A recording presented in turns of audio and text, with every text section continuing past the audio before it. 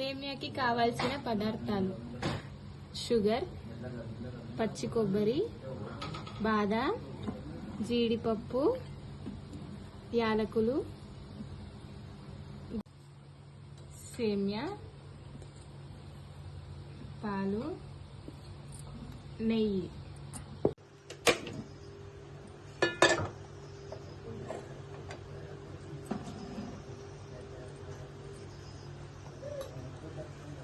నెయ్యి,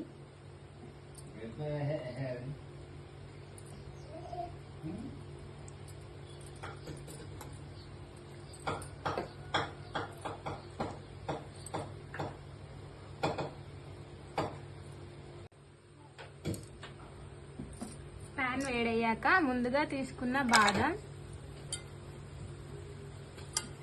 జీడిపప్పు, పచ్చి కొబ్బరి,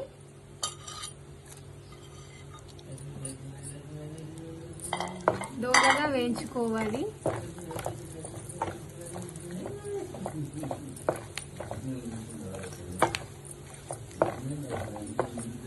గోల్డెన్ బ్రౌన్ కలర్ రాగానే అన్ని తీసి పక్కన పెట్టుకోవాలి. ఒక ప్యాన్ లో కొంచెం సేమియా వేయించుకోవాలి.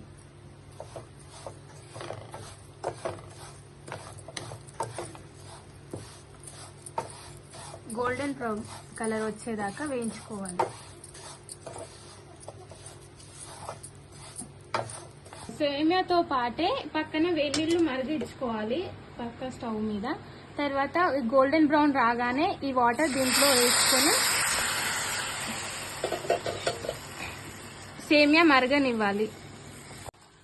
సేమియా కాస్త ఉడికిందండి. ఇప్పుడు కొంచెం వేడి చేసుకున్న పాలను ఇందులో వేయాలి.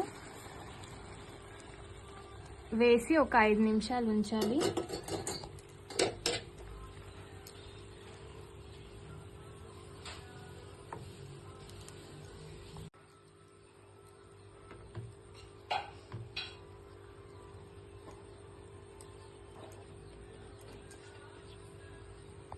సేమియా పూర్తిగా ఉడికేసిందండి. ఇప్పుడు షుగర్ యాడ్ చేసుకోవాలి. 100 గ్రామ్స్ షుగర్ తీసుకున్నాను.